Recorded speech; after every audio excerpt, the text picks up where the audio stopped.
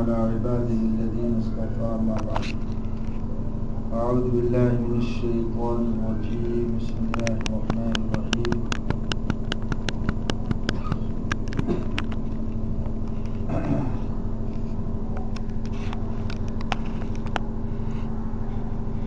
يا أيها الرسول بلغ ما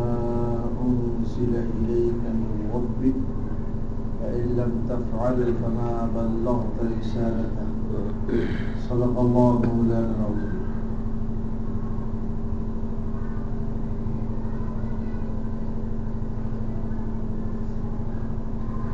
میرے محترم بزرگوں دوستوں، اللہ تعالی نے اس آیت مبارکہ کے حصے میں اپنے محبوب نبی صلی اللہ علیہ وسلم کو خطاب فرما کر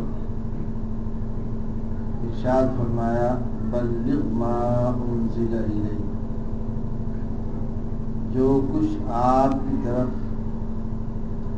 آسمان سے اتارا گیا ہے آپ اسے پہنچا دیں، اس لیے کہ وہ آپ کے رب کی طرف سے نازل کیا گیا ہے، اور رب انسانوں کی تربیت جیسے ظاہر کی فرماتے ہیں ایسی باطن کی فرماتے ہیں۔ جیسے دنیا کا سب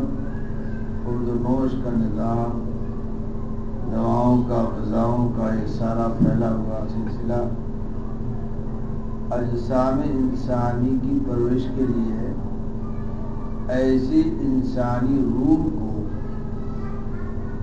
توانا اور قوی کرنے کے لیے اللہ تعالی آسمان سے کچھ چیزیں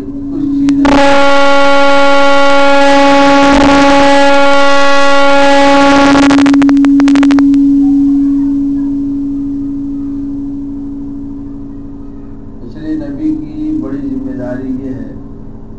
کہ اللہ کی طرف سے آسمانی جو ضیافت ہے، آسمان سے جو اہل زمین کی تربیت کے لیے دسترخوان اتارا گیا ہے اس کا ہر حصہ ہر انسان کو پہنچا دے، اس لیے کہ اس میں اگر کچھ کمی بیشی ہوگی تو انسانی روح ناقص ہو جائے گی، انسان کی تربیت ناتمام ہوگی، اس لیے ساری چیزیں بے عینی پہنچائی جائیں۔ اللہ نے نبی کو یہ حکم جاری فرمایا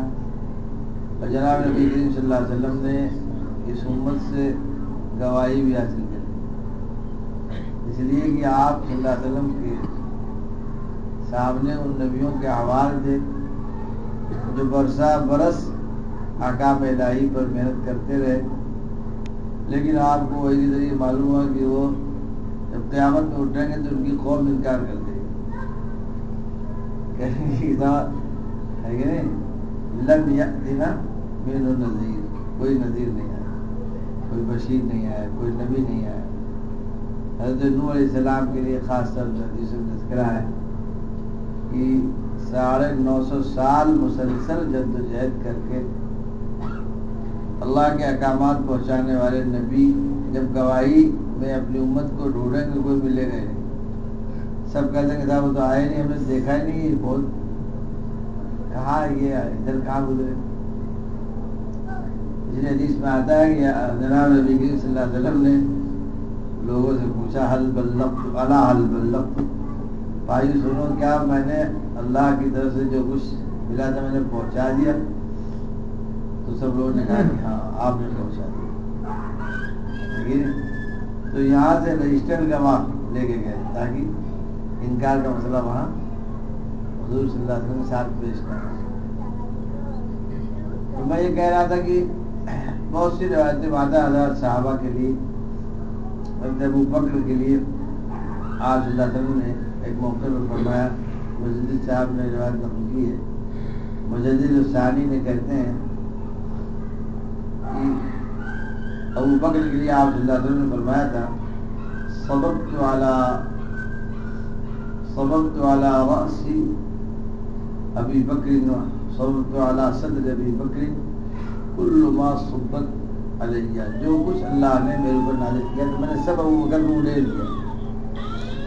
سب ابو بکر کو اڈیل دیا. آپ بتائیے، اس لیے سب کچھ اڈیل، اس لیے ابو بکر کا جو کام ہوا اور جو ان کا ہے کہ نہیں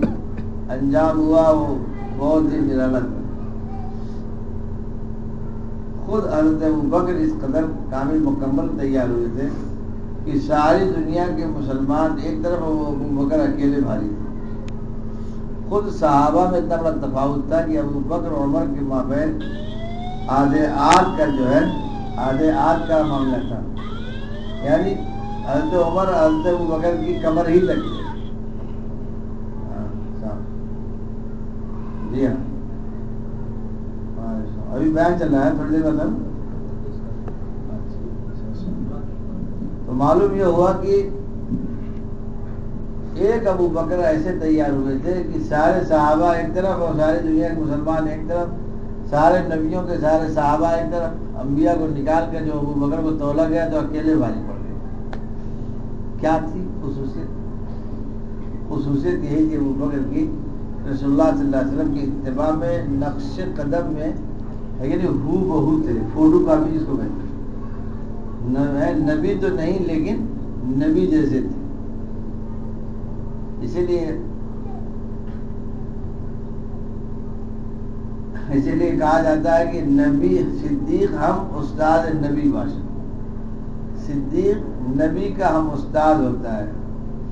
حضرت دانوی نے جب عبارت پڑھی تو حضرت کا کوئی مراجعت فرمایا کہ حضرت اس کا کیا مطلب ہے؟ حضرت نے فرمایا کہ ایک چشمہ فیض سے دونوں کی تربیت ہوتی ہے. اسی چشمہ فیض سے رسول کی بھی تربیت ہوتی ہے، اسی چشمہ فیض سے صدیق کی بھی ہوتی ہے. اس لیے ہم استاد کے معنی یہ ہیں. کبھی کبھی تو استاد بہت دادا اور پوتا کے ایک ہی رہتے، لیکن پوتا کو پڑھانے والا استاد الف با پڑھاتا ہے اور دادا کو بخاری پڑھاتا ہے، وہ سمجھ کے ہے یہ نہیں، دونوں کو مال الگ الگ دیتا ہے ایسی. لیکن یہاں فرمایا کہ یہاں بہت فرق، یہاں جو چیز دی گئی تھی ابو بکر کو، جو رسول اللہ صلی اللہ علیہ وسلم دی گئی تھی وہی ابو بکر کو بھی دی گئی.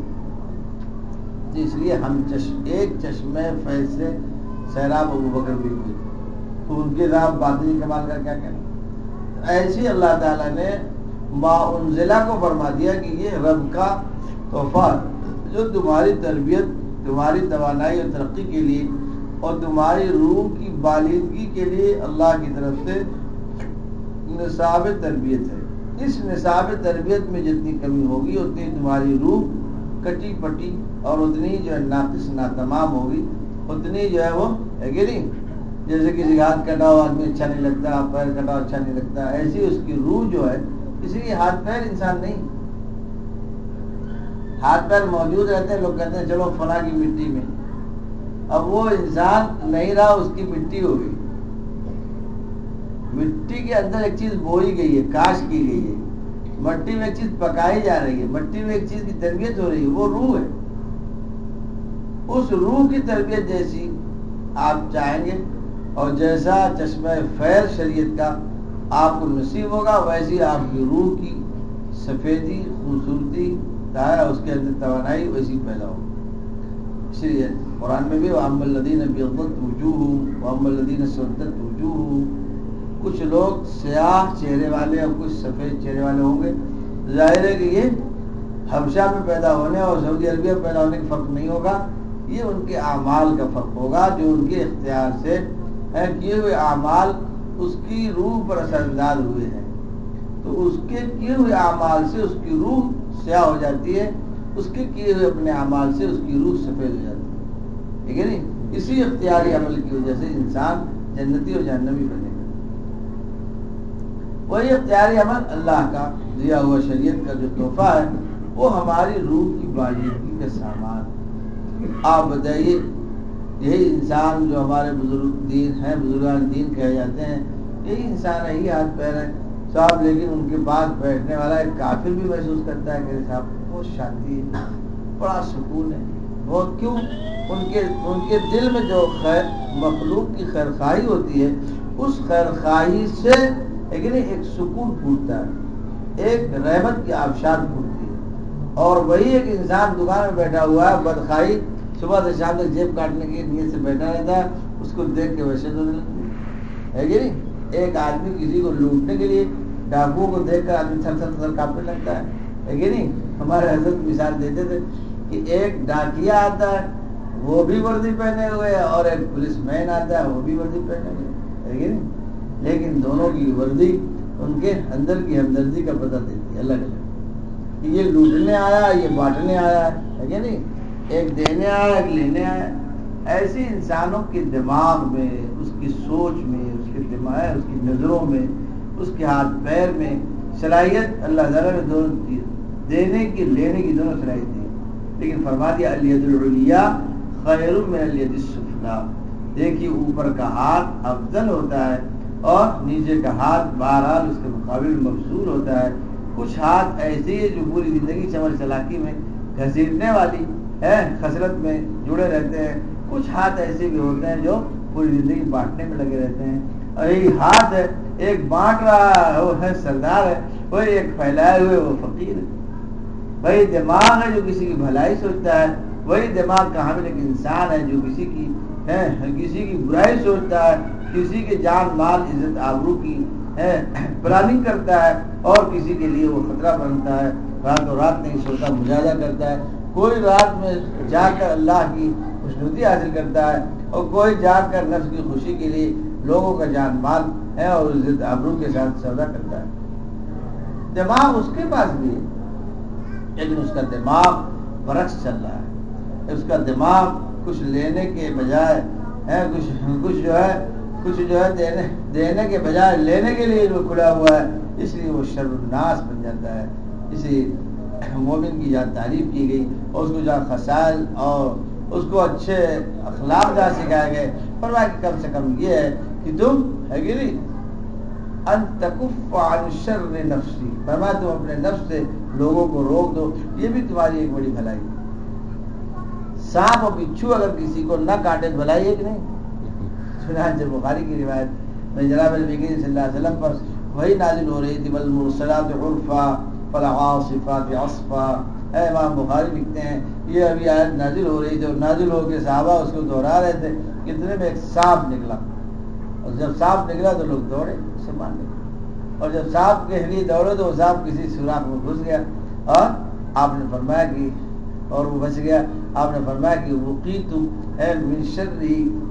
فرمایا تم لوگ اس کے شر سے بچ گئے، اور فرمایا کہ وہ بھی تمہارے شر سے بچ گیا۔ فرمایا کہ بھائی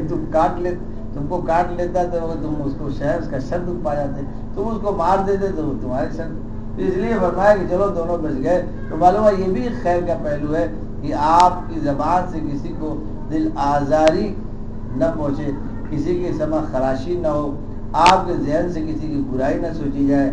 آپ کے دل میں کسی کو جو حقیر سمجھنے کی بیماری نہ لگی ہو، آپ کا ہاتھ کسی کو بھی دینے کے لیے پھیلے، آپ کے ہاتھ پیر کسی کی بھلائی کے لیے جد و جہد کریں، آپ اپنے اس اعضاء انسانی سے کسی کی بھلائی کرنے کا کوئی خیال رکھیں، اور اسی ہاتھ پیر سے کوئی صبح سے شام تک کھینچتا رہتا ہے، کھاد کھینچتا ہے، پیسہ کھینچتا ہے، لیکن عزت آبرو کو خطرے میں ڈالے رہتا ہے، یہی ہاتھ پیر ہے، چاہے اسے تم جو ہے کسی کی بھلائی پہنچانے پہ لگا دو اور چاہے کسی کی جو ہے برائی ہے کہ نہیں برائی پہ لگا دو، یہ تو انسان کے ہاتھ پیر، جیسی کمائی کرو گے ویسی ہاتھ پیر تمہارے کہے جائیں گے۔ اسی ہاتھ میں کہتا ہوں انسان ایک ایسا درخت ہے جس پہ متضاد پھل لگتے ہیں، دنیا کا کوئی درخت ایسا نہیں جس پہ متضاد پھل لگتا ہو۔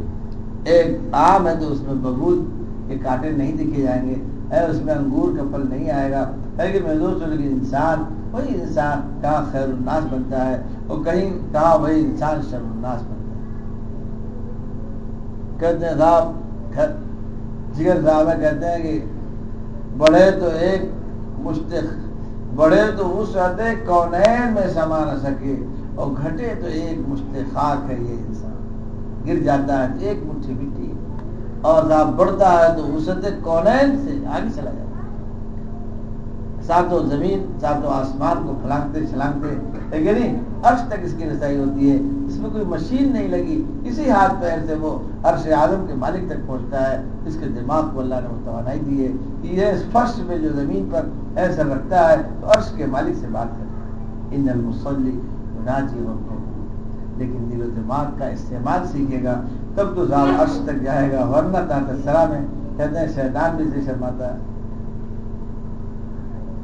وجہ یہی کہ ہم نے اپنے ہاتھ پیر کو چلانے کا استعمال کرنے کا ڈھنگ نہیں سیکھا۔ بھائی جس مشین سے آپ ڈالر اور پاؤنڈ چھاپ سکتے ہیں، اگر اس کو آپ چورن کے نوٹ چھاپنے میں لگا دیں، یقیناً ہے کہ نہیں آپ نے اپنا وقت ضائع کیا، اور آپ نے چورن کا نوٹ چھاپ کر مشین کی ناقدری کی، اور آپ نے جو ہے بہت قیمتی چیز ضائع کر دی۔ ایسی اس دنیا سے انسان جب جائے گا اس کو افسوس اسی بات پر ہوگا کہ ارے صاحب میں نے بڑا قیمتی ہاتھ پیر ضائع کر دیا۔ میں نے تو بہت سی حدیث میں آتا ہے کہ اگر ایک مجلس بھی اس کی ذکر کے بغیر رہ گئی تو کانت تریتن علیہا حسرتن علیہا، اس کے لیے بہت حسرت بنے گی۔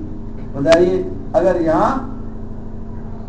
بادشاہ اور سلطنت بھی چھوڑ کے جائے تو چونکہ اس سے بڑھیا جنت مل جائے گی، اس لیے کبھی خیال بھی نہیں ہوگا ارے صاحب کیا بتائیں، ہے کہ نہیں، کوپا بن کا وہ محل چھوڑا ہے، کہ صاحب ہٹاؤ کوپا کو، کوپا جو ہے دھکا دیکھ جائے اس میں بہت اچھا وہ نکلا ہے، لیکن بادشاہ چھوڑ کر بھی جائے گا تو افسوس نہیں ہوگا۔ لیکن اگر اسی ہاتھ پیر اور دل و دماغ سے زبان سے اس نے اگر کوئی آخرت کی نیکی نہیں کمائی تو اس کو حسرت ہوگی، افسوس ہوگا۔ دیکھے گا کتاب میں ایک تھوڑے سے وقت میں کتنی بڑی نیکی کما سکتا تھا اور کتنا بڑا انعام میں حاصل کر سکتا تھا، لیکن اس کا افسوس رہے گا۔ میں مثال دیتا ہوں، آپ نے سبحان اللہ پڑھ لیا، اس پہ ایک نیکی مل گئی، اس کو ایک نیکی مت سمجھیں۔ قرآن کہتا ہے فَلَهُمْ أَجْرٌ غَيْرُ مَمْنُونٍ، اجر ایسا ملے گا جو کبھی بھی منقطع نہیں ہو۔ ایک سبحان اللہ پر آپ کو ہمیشہ ہمیش پھل دینے والا درخت مل گیا، جس میں خزاں نہیں، پتجھڑ نہیں، جس کی زمین میں کوئی زلزلہ نہیں، جس کی داغ ہے، جس کے پھلوں میں کوئی انقطاع نہیں ہے، ہمیشہ ہمیش دینے والا باغ ایسا آپ کو کہاں مل سکتا ہے جو ہمیشہ ہمیش پھل دے رہا ہو۔ لیکن ایک حسنہ اور ایک نیکی آپ کی، ایک سبحان اللہ اور ایک الحمدللہ کا اجر ہمیشہ ہمیش پھل دیتا رہے گا۔ یہ تو سمجھایا گیا کہ ایک نیکی ہو گئی، لیکن حقیقت یہ ہے وہ ایک نیکی نہیں ہے کہ وہ دائمی ہمیشہ ہمیش کی آپ کے ساتھ جو ہے آپ کو ہمیشہ ہمیش کی دولت مل گئی، دولت لا زوال جس کو کہتے ہیں۔ اسی لیے دیکھیے دنیا کو فانی کہا جاتا ہے، ہاتھ پیر کو فانی کہا جاتا ہے، لیکن ہاتھ پیر سے کمائی ہوئی نیکیاں باقیات الصالحات کہی جاتی ہیں۔ یہ صالحات کیا ہیں؟ باقیات ہیں، اس میں بقا ہے کہ نہیں، اس میں بقا جو ہے لگی ہوئی، اس کی بقا کوئی چھین نہیں سکتا۔ اللہ نے فرما دیا ما عندکم ینفد وما عند اللہ باق، جو کچھ تم اپنے پاس جو سمجھتے ہو کہ یہ میرا ہے وہ سب فانی، جو اللہ کے یہاں جا رہا مال تمہارا وہ باقی ہے۔ تو باقی اور فانی میں اگر فرق نہ سمجھے تو ایک بچہ ہی کہا جائے گا۔ میں مثال دیتا ہوں کہ اگر کوئی شخص ایک کار کی بہت خوبصورت تصویر لے کے آئے اور بتائے کہ صاحب یہ جو ہے ٹوٹا کار آپ کو 5 لاکھ کی مل جائے گی، ہے کہ نہیں، آپ اگر سمجھتے ہیں کہ یہ تصویر کار ہے تو بچے کہہ جائے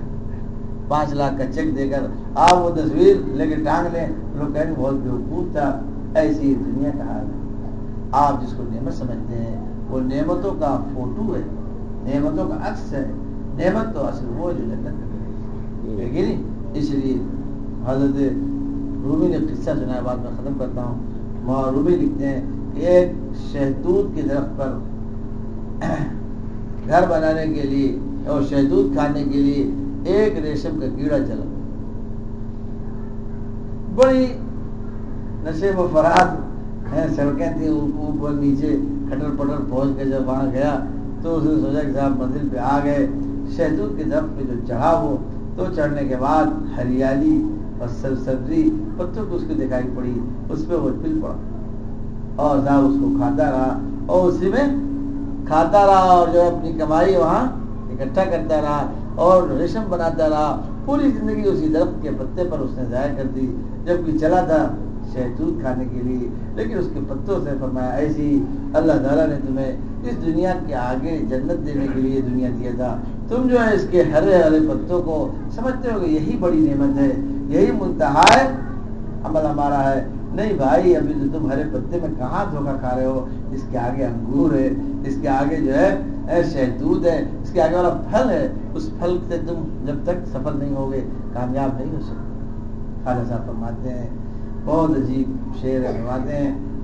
لطف دنیا کے ہے گئے دن کے لیے، لطف دنیا کے ہیں گئے دن کے لیے، اور کھونا جنت کے مزے ان کے لیے، یہ کیا اے دل تو بس پھر یوں سمجھ، تو نے ناداں گل دیے تن کے لیے۔ بس بات بہت ہو گئی۔ جس کو اللہ نے اپنے محبوب نبی پر ذمہ داری دے کر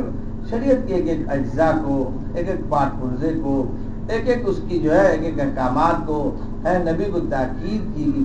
کوئی پارٹ پرزہ اس مشین کا رہنے نہ پائے، جس کو رسول اللہ نے بڑی جدوجہد اور جافشانی کے بعد اور فاقہ مستیوں کے بعد دشمنوں کے دان تشریح سننے کے بعد ملک اپنا وطن ہے قربان کرنے کے بعد مکہ جیسی پیاری زمین کو آپ خیرآباد کہہ کے طائف میں کہاں پریشانیاں اٹھانے کے بعد بھی جس کے ایک ایک جو ہے میرے دوست اس کے پارٹ پرزے کو سپلائی کیا، آج مسلمان اپنے گھروں میں بیٹھ کر اسے ضائع کرنے سے میرے دوست اس کو افسوس بھی نہیں ہوتا ہے، داڑیاں کترا لیتا، یہ نہیں سوچتا کہ میں رسول اللہ کا ایک بھیجا ہوا مال میں نے ضائع کر دیا، اپنے بالوں میں انگریزی ہے میرے دوست انگریزی دیکھنا چاہتا ہے، اس کو یہ خیال نہیں آتا میں نے محمد رسول اللہ کے بال کو میرے دوست قربان کر دیا، اپنے لباس میں اپنے محبوب نبی کی شہوت کا اسے خیال نہیں آتا، اپنے گھروں میں اپنے مسلمان اور مسلمانی کے لیے میرے دوستو اب مسلمانوں کی چیزوں کا اسے احساس نہیں ہوتا، سوچتا ہے کہ ہماری بالادستی، ہماری پڑھائی، ہماری صاحب جو کامیابی کیا ہے وہ ان چیزوں کو چھوڑ کر دوسری ترقی سمجھ، ارے بھائی جسے فضول سمجھ دی، جسے فضول سمجھ کر بجھا دیا تو نے، وہی چراغ جلاؤ تو روشنی ہوگی۔ ایک ایک چیزیں جس کو اللہ نے ما انزل الیک پر ہے اور من ربک کہہ کر اللہ تعالیٰ نے ہے میرے دوستو اپنے محبوب کو جس چیز کا مکلف بنایا تھا، آج مسلمانوں کو اس کے ضائع ہو جانے پر افسوس یہ ہے کہ افسوس بھی نہیں رہا، کارواں کے دل سے احساس ضیاع جاتا ہے۔ آج آپ دیکھیے کیسی بھاگ دوڑ کی اور میں جدوجہد اور محنت کی زندگی گزارتا ہے، لیکن گھر سے دین رخصت ہو رہا ہے، ہماری زندگی سے دین جو ہے جا رہا ہے، اس کی فکر نہیں، خیال بھی نہیں، خیال تو چھوڑیے، آج اس کو کہتے ہیں کہ کارواں کے دل سے جو ہے احساس ضیاع بھی ختم ہو گیا، ہم نے کچھ ضائع کیا ہے، ہم نے کوئی چیز چھوڑی ہے، ہمیں کچھ جو ہے آدمی نہیں سوچتا کہ ہم کچھ نعمت سے محروم ہو رہے ہیں۔ اس لیے اللہ نے تو بلغ ما انزل الیک، حکیم امت لکھتے ہیں ما انزل پر تبھی ما یوحی الیک پر لکھتے ہیں کہ اللہ تعالیٰ نے تو محمد رسول اللہ کو بھی ما یوحی الیک کے اتباع کا حکم دیا تھا، ما یوحی الیک ہی نے محمد رسول اللہ کو سید الاولین بنایا تھا اور سید الآخرین بنایا تھا، اتباع شریعت ہی نے ان کو رسولوں کا امام بنایا تھا، لیکن آج غلام اس کی اتباع کو اپنے لیے کسر شان سمجھتے ہیں۔ اللہ تعالیٰ ہم سب کی حفاظت فرمائے، ہم سب کو اپنے دین کی سچی قدردانی کی توفیق عطا فرمائے، اپنے محبوب کی قدردانی کی توفیق عطا فرمائے۔ اور میں کہتا ہوں بھائی ہاتھ پیر یہ جو زندگی ہے اس سے جو آپ لازوال نعمت کما سکتے ہیں، اس کی اللہ تعالیٰ اس کی بھی قدردانی کی توفیق عطا فرمائے۔ اسے جو آپ فضول سمجھ کے ضائع کر رہے ہیں، اسے سوچ رہے ہیں اس کو معطل سمجھنا آپ اپنا کمال سمجھتے ہیں، نہیں، اس کو کام پہ لگاؤ، زبان سے کچھ کماؤ، آنکھوں سے کچھ بناؤ، دل دماغ کو مسلمان بنا کر اپنے چین و سکون کا سامان اکٹھا کر لو، ورنہ کہتے ہیں صاحب خواجہ صاحب ہے کہتے ہیں بس اتنی سی حقیقت ہے فریب خواب ہستی کی کہ آنکھیں بند ہوں اور آدمی افسانہ بن جائے۔ بس انسان آنکھ بند ہوئی، ہوا پہ ٹکا ہوا ہے، سانس کا آنا جانا بند ہوا، لیکن سب ساری زمین ہے آسمان سب سناٹے میں آ گئی، سنے لیکن انسان پلاننگ دیکھیے، ارے اس کے ساتھ پروگرام کو دیکھیے، اور اس کی جو شریعت سنت کا جو اللہ تعالیٰ نے اس کو حق دے رکھا ہے، جس پر آسانی سے عمل کر کے وہ اللہ کی خوشی کا ذریعہ بنا سکتا ہے، آج اس کو ضائع کرنے میں سے افسوس بھی ہے۔ اللہ تعالیٰ نے اپنی زندگی پر نظر ڈالنے کی توفیق عطا فرمائے۔ اب تک کی تقصیر کوتاہیوں کو اللہ تعالیٰ ہم سب کو معاف فرما کر اس کے تدارک کی فکر نصیب فرمائے۔ توبہ یہ نہیں کہ آپ نے توبہ کر کے پھر صبح سے زندگی گزاری، نہیں، توبہ کہتے اس کو ہے کہ ادھر جانے کا پھر ارادہ نہ رہے، ہے کہ نہیں؟ ادھر روز آ جاتا ان کو توبہ ہے، توبہ پر لب، ہے کہ نہیں؟ صبح پر کف توبہ پر لب، کہتے ہیں دل پرس ذوق گناہ، ہاں دل دماغ ذوق گناہ سے جو ہے بالکل سرشار ہے، اور توبہ کر رہا ہے۔ فرمایا اس توبہ پہ تو مزید توبہ کی ضرورت ہے۔ شب دعا کر لو، اللہم صلی علی سیدنا